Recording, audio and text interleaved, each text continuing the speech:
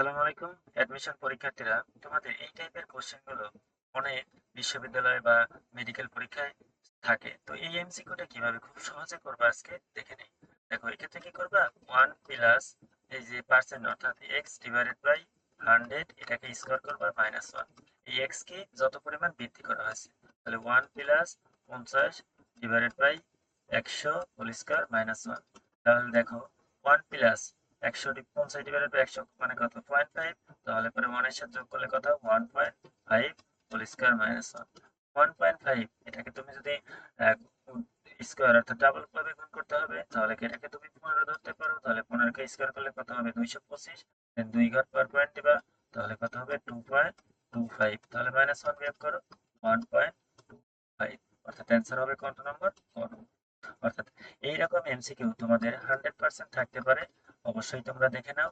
এবং এখানে দেখো কত আছে, ধরুন কাল 50% বৃদ্ধি করছে, হয়তো এখানে 100% বৃদ্ধি করতে পারে, অথবা 125% বৃদ্ধি করতে পারে, 500% বৃদ্ধি করতে পারে।